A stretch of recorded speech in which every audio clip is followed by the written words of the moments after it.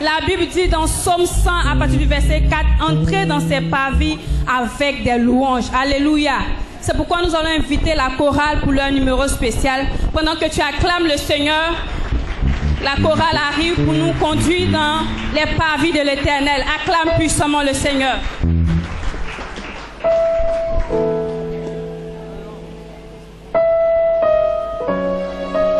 Seigneur, nous voulons t'adorer en ce jour pour tout ce que tu es. Alléluia.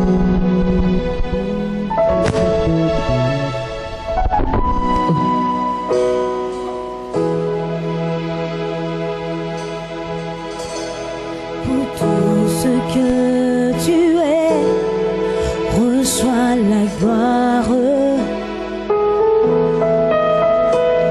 Pour tout ce que tu es, je loue ton nom. Pour tout ce que tu es, j'élèverai ma voix en louange. Seigneur, je t'adore pour tout ce que tu es. Seigneur, je t'adore pour tout ce que tu es. Pour tout ce que tu es. Pour tout ce que tu es. Reçois la gloire. Reçois la gloire. Pour tout ce que tu es, je loue ton nom. Seigneur, je loue ton nom.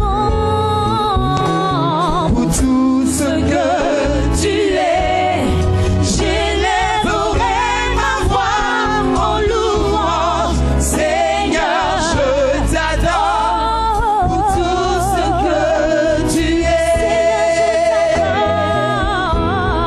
Seigneur, je t'adore pour tout ce que tu es.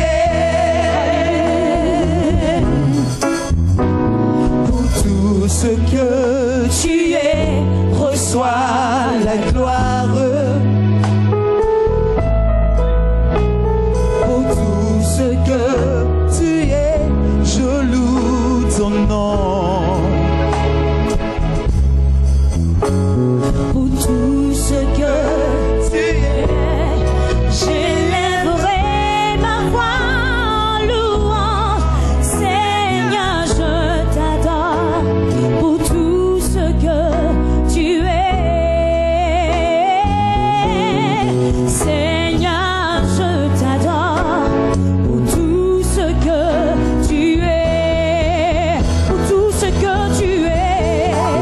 Pour tout ce que tu es. Reçois la gloire. Seigneur, reçois la gloire pour tout ce que tu es. Pour ce que tu es, je loue ton nom. Pour tout ce que tu es, j'élèverai ma voix en louange. Seigneur, je t'adore pour tout ce que tu es. Seigneur, je t'adore. Seigneur, je t'adore pour tout ce que tu es. Jéhovah Jireh, ma providence, Jéhovah Nissi, tu es victorieux, Jéhovah Shalom, Prince de paix,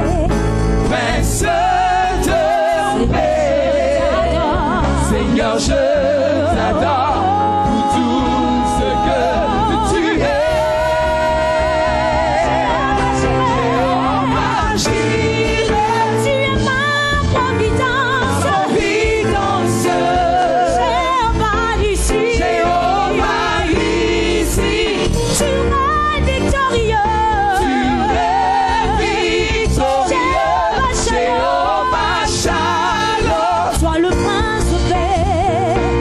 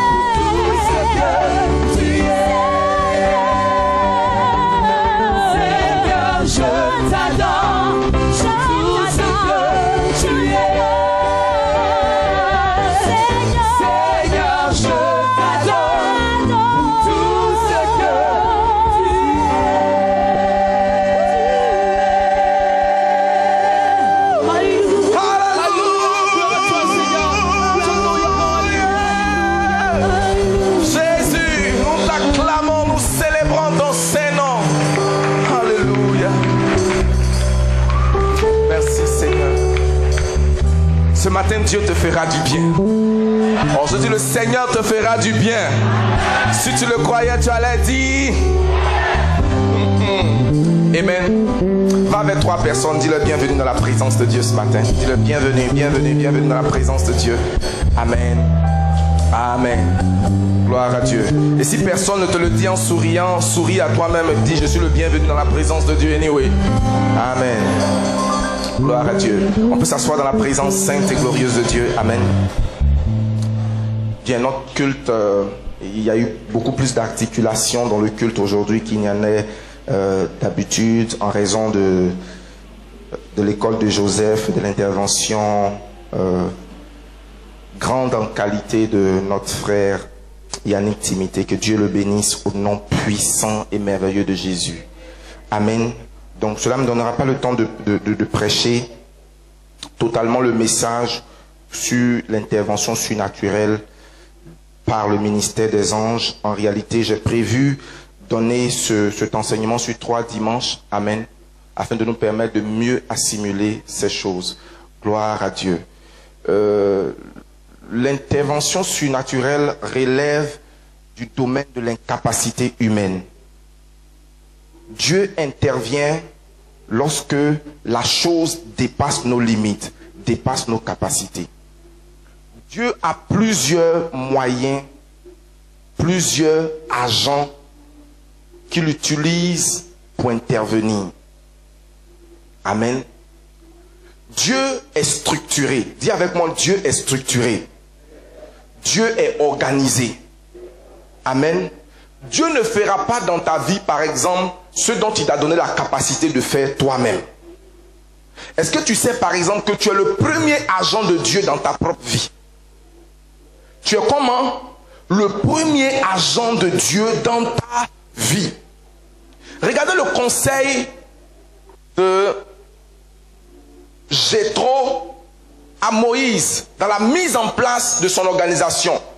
Il dit, tu ne peux pas porter la charge tout seul. Il faut diviser les hommes. Mais en réalité, ce n'est pas les hommes qui divisent, ce sont les problèmes qu'il veut prendre par catégorie. Il met les chefs de 10, les chefs de 100, les chefs de 1000. Cela veut dire quoi? Le problème qu'une personne qui a la sagesse de 10 peut gérer, il gère. S'il ne peut pas, il emmène à un niveau supérieur. Si ça ne peut pas, il emmène au prochain niveau de compétence. Et quand ils ne peuvent pas, qu'il le rapporte à Moïse. Moïse qui est donc censé être celui qui a la capacité. Donc il y a certaines choses qui ne venaient pas au niveau de Moïse.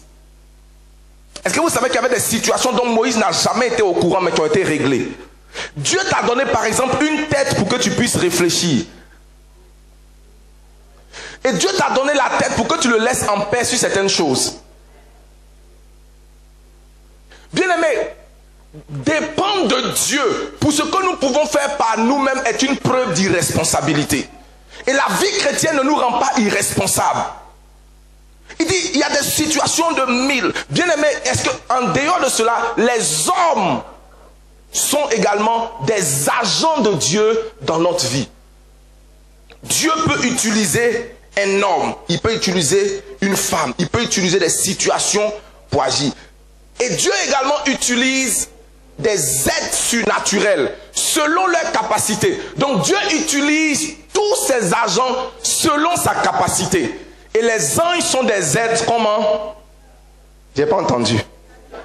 Le mot surnaturel veut dire au-dessus du naturel. Cela veut dire que la force qui est au-dessus de ce qui est commun, au-dessus de tes forces, au-dessus de ta sagesse, au-dessus de ton intelligence. Est-ce que la guérison de cette maladie est au-dessus de ton médecin? Cela relève du niveau de l'intervention surnaturelle. Tout miracle dans la parole de Dieu a commencé par une situation impossible. Impossible humainement. Mais il y a des maladies que l'homme a guéries. Ces maladies-là n'ont pas eu besoin de l'intervention surnaturelle. Mais quand nous parlons de l'intervention surnaturelle, nous parlons de l'intervention qui va au-delà de la capacité humaine. Et les anges sont des agents de Dieu. Et les anges continuent d'agir aujourd'hui encore. Et ils vont agir ce matin dans ta vie dans le nom de Jésus. Ton amen n'est pas né de nouveau. Il est en construction. Amen. Plusieurs témoignages dans la Bible confirment le ministère et les activités des anges. On a comme l'impression aujourd'hui que les anges sont allés à la retraite. Mais depuis Genèse jusqu'à l'Apocalypse, nous voyons clairement le ministère des anges. Regardez par exemple, c'est un ange ou alors des anges qui ont protégé Lot. 2 anges lui ont rendu visite, l'ont protégé, l'ont guidé. Ce sont encore 3 anges que Dieu a envoyés à Abraham. Jacob a vu son nom changer quand il a lutté avec un ange. Un ange a ramené Agar sur la bonne voie. Agar, c'était la servante de Sarah qu'elle a donnée à son mari pour qu'ils aient des rapports sexuels. Elle a eu un enfant. Et quand Sarah s'est fâchée, elle l'a chassée. Et quand elle est partie et qu'elle n'avait rien à boire, Dieu s'est souvenu de l'enfant qu'elle avait, Ismaël. La Bible dit quand Ismaël s'est mis à pleurer, Dieu a entendu les pleurs d'Ismaël et il a envoyé un ange à Agar. Et l'ange est venu dire à Agar, Agar, tu n'as pas de solution en dehors de Sarai. Retourne chez ta maîtresse et soumets-toi à elle, car ta bénédiction dépend d'elle. Retourne. Qui lui a dit cela? Qui lui a dit cela? Un ange. Un ange. Alléluia. Un ange a annoncé la venue de Jésus à Marie. Un ange a délivré le peuple d'Israël. Un ange a roulé la pierre pour que Jésus sorte du tombeau. Un ange. Un ange. Parce que cette pierre-là était tellement grosse que tous les 12 disciples de Jésus mettaient leur force en commun, ils ne pouvaient pas. Donc, la Bible dit, un ange du Seigneur est venu rouler la pierre. Bien aimé, cette pierre devant ta vie sera roulée par une intervention angélique. Et le ministère des anges ne s'est pas arrêté après la résurrection de Jésus. Le pasteur Paul disait quelque chose de très intéressant tout à l'heure. Pendant que Pierre était emprisonné, il y a eu une délivrance par l'intervention d'un ange. Dis Amen. Et quand Pierre s'est présenté, là où les disciples étaient en train de prier, là où l'église était, il y a une jeune dame. Souvent c'est extraordinaire quand on prie pour certaines choses et puis quand on est exaucé, on ne croit pas en l'exaucement. Ils étaient en train de prier pour que Pierre soit délivré. Et pendant qu'ils priaient, Pierre est venu taper à la porte. Coc, coc, coc. Et la servante ouvre la porte, elle voit Pierre et puis elle ferme la porte. Elle vient dire aux gens, Pierre est sorti. Les gens disent quoi? Est-ce que tu connais le genre de prison où Pierre est? Ce n'est pas lui, c'est son... Pourquoi il dit c'est son ange? C'est parce qu'ils étaient familiers aux apparitions angéliques. Qu'est-ce que j'essaie de te dire? Ce ne sont pas seulement les bébés qui ont des anges, mais toi, tu as un ange. Un ange qui est capable de prendre ta forme. Un ange qui est capable de passer une interview pour toi. Il dit ce n'est pas lui, c'est son ange. Bien aimé, c'est ton ange qui apparaît dans le rêve de certaines personnes. J'ai vu des témoignages où quelqu'un dit, pasteur, j'ai rêvé et tu m'as dit ces choses-là. J'ai dit Amen, Amen. Qu'est-ce que je fais dans son rêve? Dis avec moi mon ange. Donc chacun de nous a un ange. Dans le livre de Exode 23, le verset 20, le Seigneur dit, je mets devant toi mon ange pour te garder, pour te préserver et pour te faire arriver. L'ange te garde, il te préserve et il te conduit. Donc si nous réduisons, bien aimé, j'aimerais dire une chose. Je me suis dit, pourquoi le Saint-Esprit n'est pas descendu sur Marie un coup bouf et puis elle tombe enceinte? Dieu utilise un ange, le Saint-Esprit et sa force. Bien aimé, le Saint-Esprit opère dans son domaine de compétence. Les anges opèrent dans la leur. Et si tu crois au Saint-Esprit en négligeant le ministère des anges, tu vas te priver d'une intervention extraordinaire, de plusieurs interventions qui relèvent du domaine de compétence des anges. L'ange est venu lui dire, tu auras un enfant. Elle dit, comment ça va se passer? L'ange lui dit, moi voici ma mission. Mais il a une force supérieure. Le Saint-Esprit prendra le relais. Et c'est pourquoi cette chose qui est déclarée impossible, sans que tu n'aies eu des rapports sexuels avec un homme, tu tomberas enceinte. Beaucoup de chrétiens prient le sang, le Saint-Esprit, mais négligent l'intervention des anges. J'ai réalisé une chose, c'est que lorsque le message d'une chose est prêché, les résultats également sont provoqués. Waouh. Bien aimé, Dieu n'a jamais arrêté de guérir. Mais pendant une période, on avait l'impression que Dieu ne les guérissait pas. Pourquoi? Parce que les gens ont arrêté de croire et d'enseigner que Dieu guérit. Dieu n'a pas arrêté de prospérer les gens. Mais parce qu'on a arrêté d'enseigner qu'il est Jéhovah Jireh, comme la chorale a si bien enseigné, les gens vivaient dans le dénuement et dans la précarité. Les anges n'ont pas arrêté d'agir, mais puisque nous avons arrêté de prêcher, d'enseigner, ils ont arrêté d'agir. Quand un message est restauré, son effet également est restauré. C'est pourquoi je vois le ministère des anges être restauré dans ta vie. Je dis, je vois la restauration du ministère angélique dans ta vie, dans le nom de Jésus. Les anges sont réels. Dis à ton voisin, les anges sont réels. La parole de Dieu, les Écritures révèlent leur but, leur capacité et leurs limites. Les anges sont divisés en plusieurs catégories et en plusieurs rangs. Les anges ont plusieurs catégories. Il y a les séraphins, il y a les archanges, et ils ont plusieurs rangs. Tous les anges ne sont pas logés à la même enseigne. La Bible dit, nous n'avons pas à lutter contre la chair et le sang, mais contre les dominations, les principautés, les esprits méchants dans les lieux célestes. Donc tous les anges n'ont pas le même rang. Il y a des anges d'une grande rang hiérarchique. Satan, à l'époque, quand il s'appelait Lucifer, faisait partie d'un rang élevé d'anges. Il dit, tu es devenu puissant. Cela veut dire qu'il n'était pas, il est devenu. Il a acquis un rang honorable. Et le mal est entré dans son cœur. Donc les anges n'ont pas la même chose. La Bible nous dit par exemple que c'est un seul ange qui a détruit Sodome et Gomorrhe. Combien de personnes? Donc un seul ange peut détruire la terre entière. Il y a des anges qui sont très forts. Dieu ne gouverne pas seul. Je veux que tu écrives cela. Dieu ne gouverne pas l'univers seul. Il a mis en place un système. Sa souveraineté dirige toutes choses, mais il a une administration avec des administrateurs délégués. Dieu est souverain, il est puissant,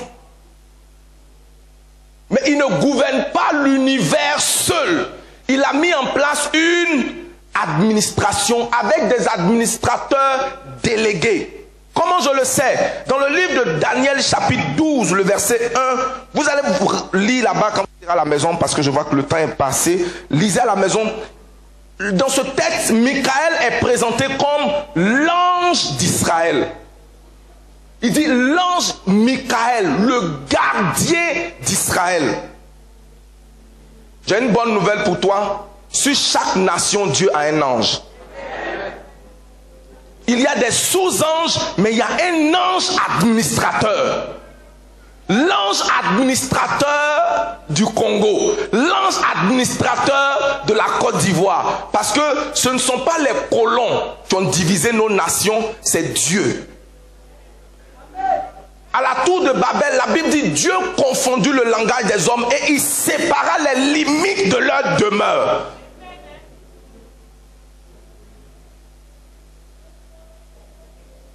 Donc, Dieu est l'auteur des nations. Dieu est celui qui a diversifié nos langues.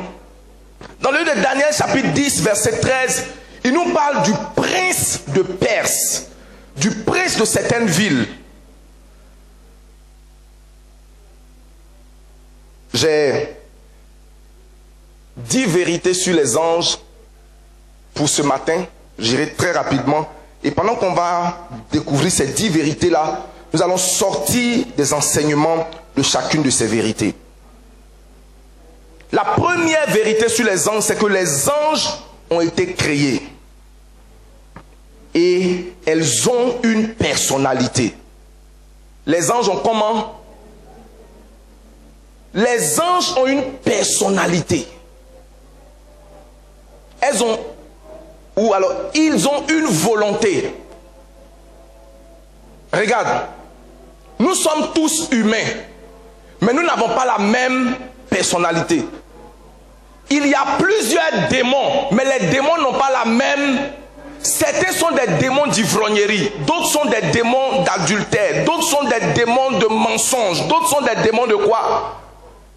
Cite-moi encore. Des vols, des démons guerriers.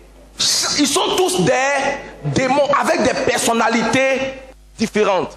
Donc chaque ange a sa personnalité. Ils ne sont pas sans personnalité. Chaque ange a une personnalité qui lui est propre. Amen. Deuxième vérité. Les anges déchus et les anges saints, j'ai préféré cette expression-là, existent. Les anges déchus sont appelés en général, comment ils sont appelés? Les démons. Les anges déchus sont, les anges destitués sont appelés les démons. Troisième vérité, à la fin tu comprendras tout. Les anges ont été créés pour vivre dans la sphère des cieux. L'environnement naturel des anges, ce sont les cieux. Je ne dis pas le ciel, j'ai dit quoi? Les cieux. Psaume 115, il dit Dieu a créé les cieux et il a donné la terre au Fils de l'homme. Quand Jésus est venu, il dit paix sur la terre aux hommes de bonne volonté et bonne volonté dans les cieux pour les anges qu'il a créés. Quand on a commandé le Seigneur, quel est le jour où tu viendras? Il dit personne ne connaît le jour de mon avènement, ni même les anges qui sont où? Dans les cieux. Il a dit celui qui me renie devant les hommes, je vais le régner devant mon Père et ces saints anges qui sont où? Dans les cieux. Donc l'environnement ou le système créé par Dieu, l'habitation normale d'un ange c'est où? Et l'habitation normale des hommes c'est où? Donc un ange sur la terre est illégal parce que ce n'est pas son environnement de prédilection. Quatrième vérité, les anges supervisent les vies de tous les hommes. Hébreux chapitre 1, verset 4. Les anges supervisent la vie sur terre et ils rendent compte régulièrement à Dieu.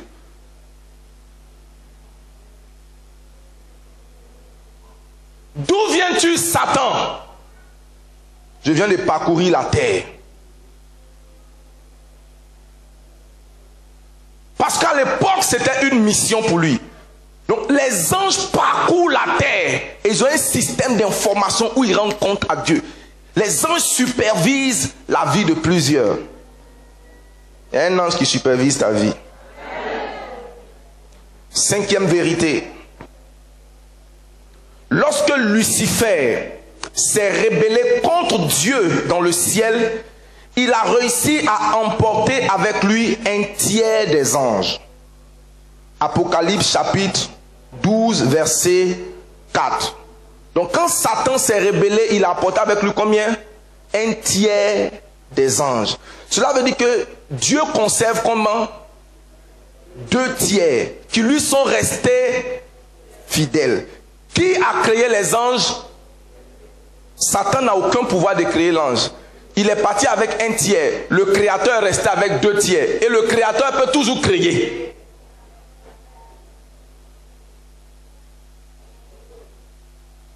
Pendant que les serviteurs du diable travaillent avec les démons, les serviteurs de Dieu sont censés travailler avec qui? Les anges. Écoute ceci. Un enfant de Dieu est entouré par les anges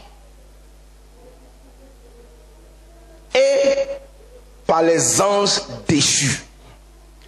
Satan, après sa chute, a bâti un système qui est semblable à celui de Dieu.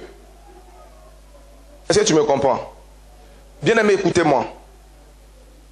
Quand Satan a chuté, il est allé essayer de reproduire un système qui est semblable à celui de Dieu. Et si vous regardez bien comment Satan opère, c'est exactement à quelques modifications près comment le système de Dieu opère. Quand vous allez voir le marabout ou le féticheur de votre village, il vous dit d'amener toujours comment? Un sacrifice. La Bible dit personne ne vient voir le prophète de Dieu les mains comment? Vides. Donc Satan, connaissant ce système, tout féticheur, on va le voir avec un poulet. Si vous regardez bien, c'est pourquoi Satan également, quand il a vu que Dieu avait établi des administrateurs, lui il prend son royaume, quand il détrône l'homme de la terre, il également établit des principautés sur les nations. Et ça, Jésus vient détrôner tous ces gars. Oh, ton amen n'est pas né de nouveau. Je dis ton amen n'est pas né de nouveau. Bien aimé, comprenez en lisant l'histoire et en lisant la Bible qu'il y a eu une période avant Jésus et une période comment? Après Jésus. Avant Jésus, Satan avait implanté son administration. Ils étaient forts, établis. C'est pourquoi, lorsque Daniel prie, sa prière met du temps et quand l'ange arrive, il dit je venais, mais j'ai dû confronter la paperasse de Satan. Son administration. On m'a demandé tel papier, on m'a demandé tel timbre, on m'a demandé ça. Satan avait mis des barrages sur la route. Mais pendant que tu priais, j'ai reçu une intervention et j'ai réussi à déjouer son système. Donc tu ne peux pas triompher sur la terre tant que tu n'as pas renversé le système établi par Satan. Mais gloire à Dieu, quand Jésus est venu et qu'il est mort à la croix, la Bible dit son Père lui a donné un nom qui est élevé au-dessus de tous les noms. Donc Satan est en train d'utiliser l'ignorance des chrétiens pour les emmener à croire qu'il tient un certain pouvoir, tient les nations. Dis avec moi, Satan est un menteur. Avec plus de conviction, Satan est un menteur. Sixième chose, c'est que les anges peuvent parler. Les anges peuvent parler et ils peuvent communiquer.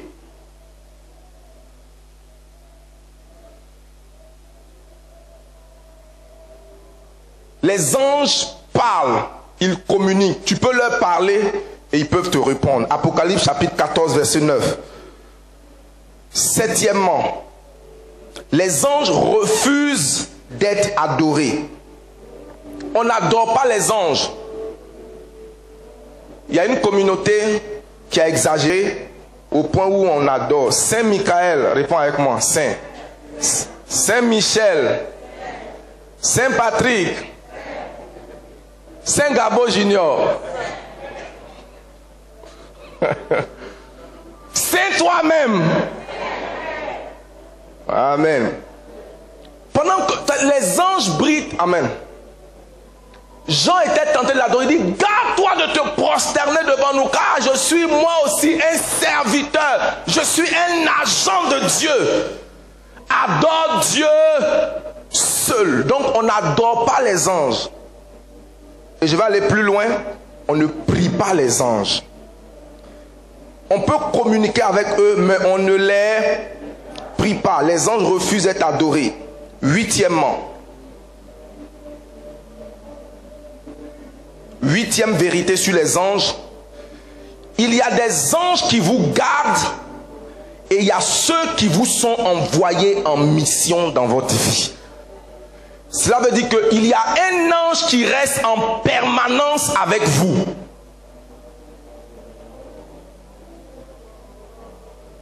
Son ange voit continuellement la face de Dieu. L'ange de l'Éternel campe autour de ceux qui le craignent. Et qu'est-ce qu'il fait? Il les arrache au danger. Il y a trois catégories d'anges. Il y a les anges gardiens, les anges messagers et les anges de service. Les anges comment? Messagers. Et leur chef de département s'appelle...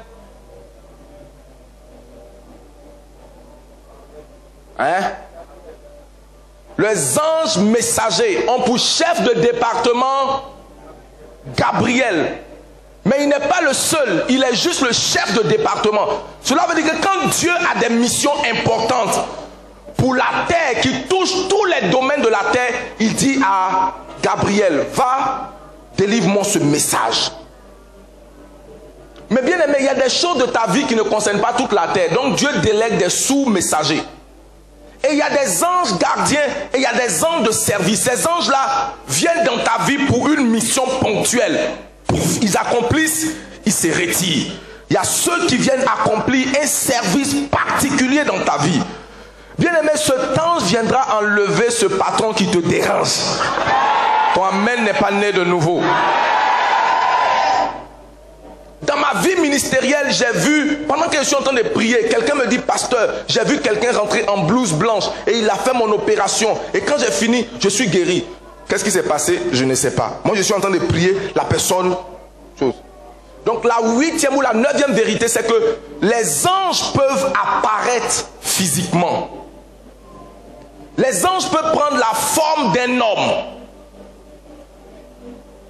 Paul nous encourage, il dit, exercez l'hospitalité, car sans le savoir, certaines personnes parmi vous ont hébergé des anges. Donc un ange, ce n'est pas simplement quelqu'un avec une créature, une apparence brillante avec des ailes. Les anges peuvent prendre des formes humaines. Bien aimé, ange paye transport des gens.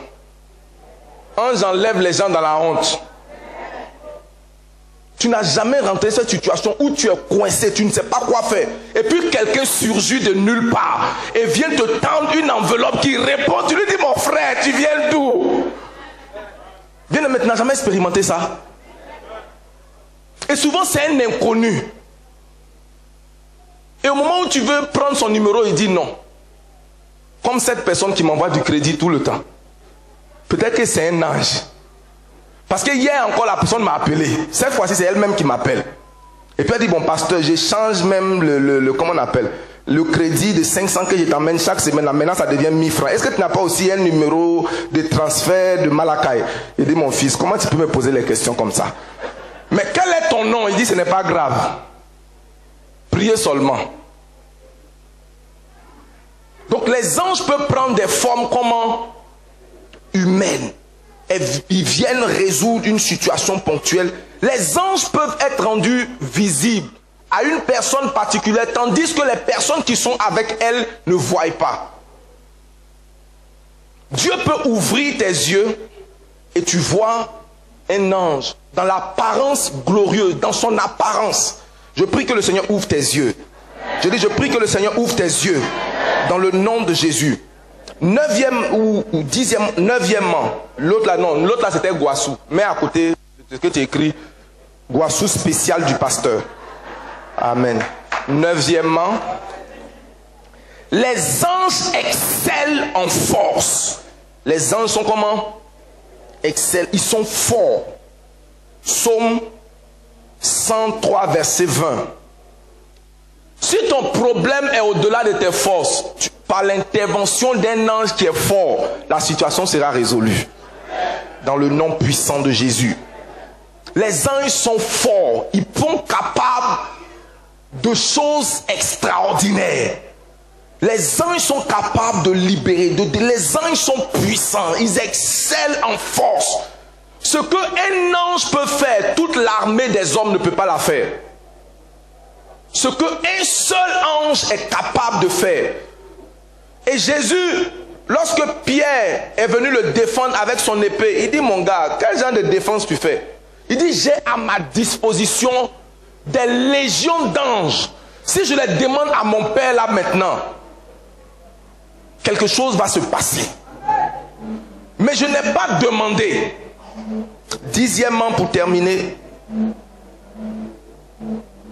les anges ont une connaissance extraordinaire.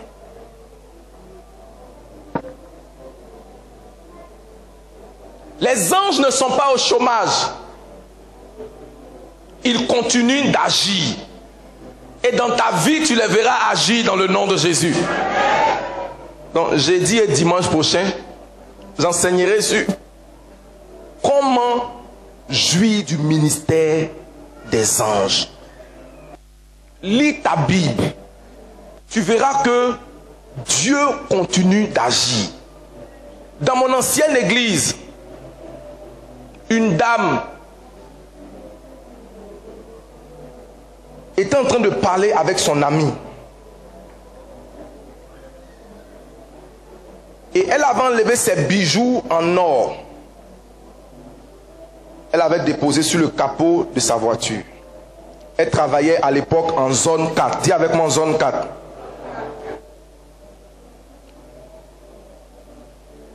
Elle arrive à la maison, elle se rend compte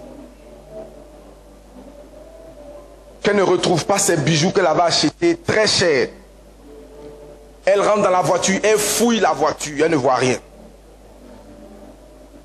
Elle rentre à la maison, elle commence à prier. Seigneur, intervient. Et elle commence à appliquer le mystère qui active les anges que je t'enseignerai dimanche prochain. Ah. Et elle commence à le faire. Le matin, quand elle se lève, elle va à sa voiture, elle regarde au-dessus de la voiture, elle voit les bijoux là. Bien aimé, regarde. Quelqu'un peut conduire d'ici là au Carrefour sans que les bijoux ne tombent. Les anges ont ramené ces bijoux et on les a mis là. Tu connais des anges qui ont ramené des clés, ramené des dossiers perdus. Regarde à cet endroit, l'ange te dit, c'est-à-dire tu entres et puis tu dis non, quelqu'un a mis ça là, j'ai fouillé là, c'est pas possible, quelqu'un a remis ce dossier là. Et je vois un ange du ciel qui te regarde te dit, je suis encore actif. C'était impossible pour toi, c'est encore possible pour moi. Les anges sont encore comment? Les anges sont capables d'enlever ton dossier de la poubelle pour le remettre sur la tête de quelqu'un. Moi je suis convaincu que la pêche miraculeuse, c'était tout simplement un ange qui disait au poisson, allez là-bas, allez. Je dis que c'est un ange, l'ange sur les poissons. S'il y a des démons qui portent une identité, il y a des anges qui apportent la prospérité. Il y a les anges qui apportent le mariage. Puisque les anges sont des commissionnaires de Dieu. C'est des gens, des coursiers de Dieu. Les anges sont comment? Des coursiers de Dieu. Et il y a des anges qui sont spécialisés dans des courses particulières. Les courses de l'argent. Seigneur, que cet ange-là ne me quitte pas au nom de Jésus. Il y a des anges qui apportent la guérison. Bien aimé, ce n'est pas seulement la prière. Il y a le mouvement et les activités des anges. Sois béni au nom puissant de Jésus. Qui sont les anges? Ce sont des esprits envoyés pour exercer un ministère en faveur de ceux qui doivent hériter du salut. Es-tu sauvé? Si tu n'es pas sauvé, tu n'as pas droit au ministère des anges. Tiens-toi sur tes pieds.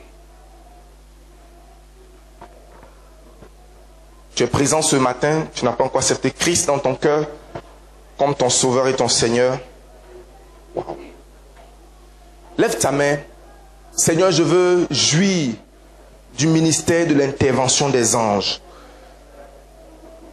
Je veux jouir pratiquement des anges et de leur intervention. Tu es là, tu n'as pas encore accepté Christ. Lève ta main, on va prier rapidement. Et fais cette prière avec moi. Seigneur Jésus, je t'accepte dans mon cœur comme mon Seigneur et mon Sauveur personnel. Lave-moi par ton sang et purifie-moi de tout péché. Merci Seigneur de m'avoir lavé, de m'avoir purifié. Tu as fait cette prière, viens rapidement devant. Nous allons prier ensemble le Seigneur. Viens rapidement devant, on va prier.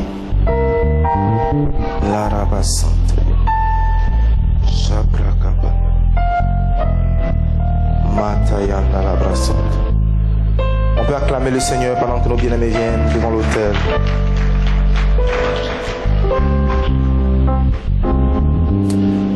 La Bible dit à la joie dans le ciel pour un seul pécheur qui se repent.